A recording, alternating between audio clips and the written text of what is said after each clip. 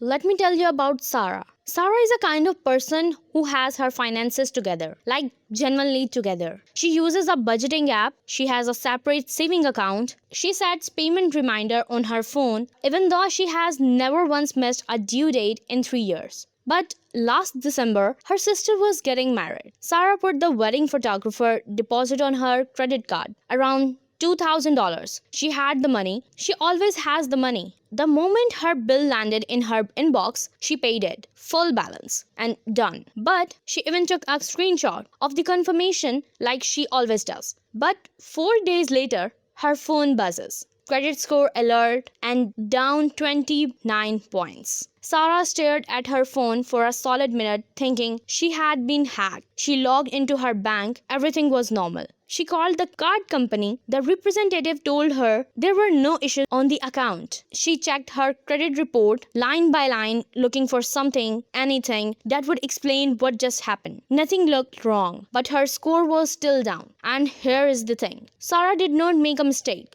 The system just has a rule that nobody ever explained to you. And until you know it, you will keep getting blindsided by it, no matter how responsible you are. Today I'm going to show you exactly what that rule is, why it catches so many good borrowers off guard, and the simple timing adjustment that fixes it completely. So, the way most people think the system works. Most of us grow up with a very simple mental model of credit. You spend money, you pay it back on time. The bureau sees that you paid on time. Your credit reflects that you're responsible. And in a broad sense, that is true. But there is a gap in that mental model. A gap that costs people real point every single month. We assume the credit bureaus are watching a live feed of our bank accounts. Like there is some system sitting there in real time going, "Oh, Sarah just paid off her balance. Great, she is all clear." But that is not how it works at all.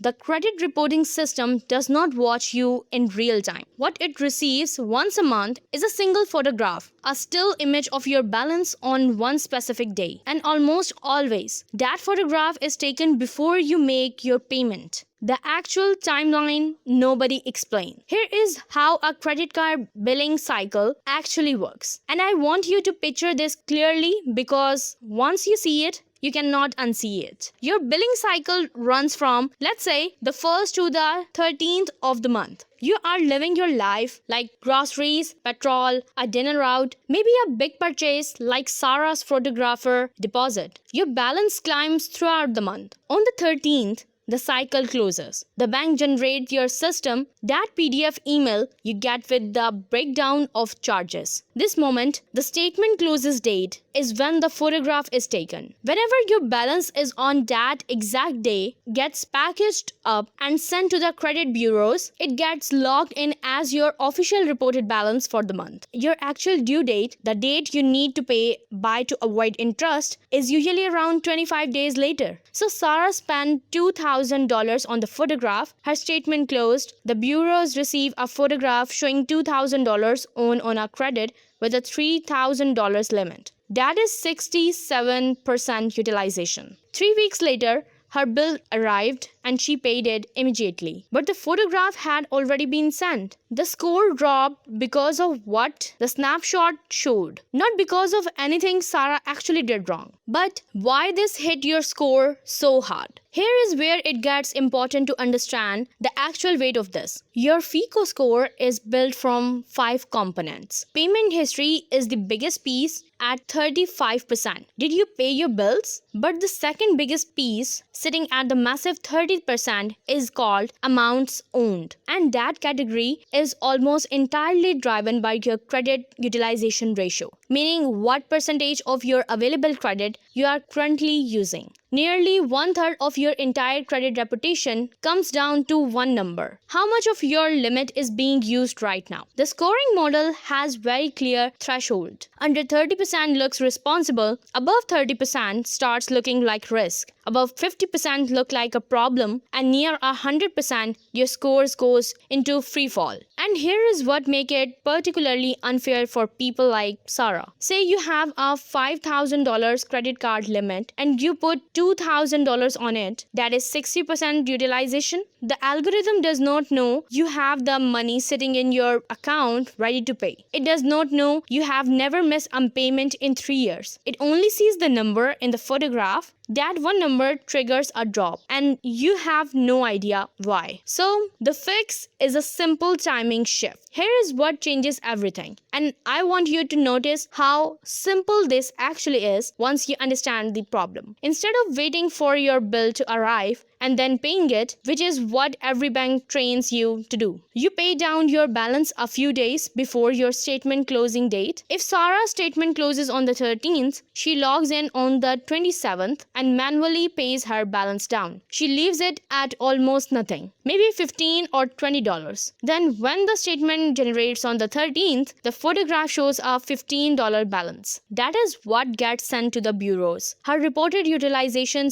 looks nearly invisible. Then when her actual due date arrives a few weeks later, she pays the remaining $15 with zero interest because she is still paying within the grace period. Same spending, same card, same total amount paid. She just moved the payment a few days earlier and the photograph now tells a completely different story. So why you should not go all the way to zero? Now this is the part where a lot of people overcorrect and it actually backfires. If you pay your card down to an absolute zero balance before any statement closes, your score may actually come in slightly lower than if you had left a tiny balance. I know that sounds backward, but here is why it happens. The algorithm is built to evaluate how you handle debt. If your report shows zero balance month after month after month, the model has almost nothing to work with. You look like a ghost. Someone who never uses credit is actually slightly harder to score than someone who uses it carefully and handles it well. The data from people with scores above 800 tells us their average utilization is somewhere between 4 and 7%, not zero, a small intentional balance. And the strategy is called all zero except one. If you have multiple cards, pay all of them down to zero before the statement closes. On one card, whichever one you use most leaves a tiny balance, somewhere around 1% of the limit, $10 or $20. This signals to the algorithm that yes, you are actively using credit and yes, you have it completely under control. That specific combination is responsible for a big chunk of what separates a good score from the exceptional one. Now, two mistakes that quietly rack your utilization. First one, relying on autopay for this. Autopay is a great tool for avoiding late payments, but it is a terrible tool for managing your reporting dates. If your autopay is set to full your balance on the due date, it is doing nothing to help your utilization. You have to take manual control a few days before the statement closes. And second one, closing old cards to simplify your life. This feels like a smart organizational move. It is actually the opposite when it comes to utilization. Every credit card has a limit, and that limit counts towards your total available credit. When you close an old card with a $10,000 limit and zero balance, you just remove $10,000 from your denominator. Your balances stay the same. Your total limits drop. Your utilization percentage spikes, possibly crossing a threshold you work hard to stay under. Old unused cards are not clutter. They are quietly protecting your numbers every single month. Put one small recurring subscription on them, set it to autopay, and let them do their job. So, the full protocol simplified. Step 1. Find your statement closing date for every card you have. It is usually buried in the statement section of your app, not the due date they advertise prominently. You want the actual billing cycle and date. Step 2. Set a calendar reminder 2 to 3 days before that date, recurring every month. Step 3. On reminder day, log in and manually pay your balance down. Leave a small amount on one card, roughly 1% of the limit. Pay everything else to zero. Step 4. Let the statement closes and let the bank reports that low number to the bureaus. Step 5. Pay whatever small amount remains before your actual due date. No interest, and that's clean record. So 2 payments instead of 1. A few days difference is timing. That is the entire adjustment. So now Sarah figured this out after after a bit of digging. The next month, same spending, same card, same amounts. But this time, she paid 3 days before her closing date. Left $12 on the card, statement closed, and photograph taken, and score went up 26 points in 30 days. She did not change her spending. She did not change her income. She changed one date on her calendar. The system was never broken. It just had a rule she did not know yet. But now you do. If you like this video, then like, share, and subscribe to my channel. See you in the next one.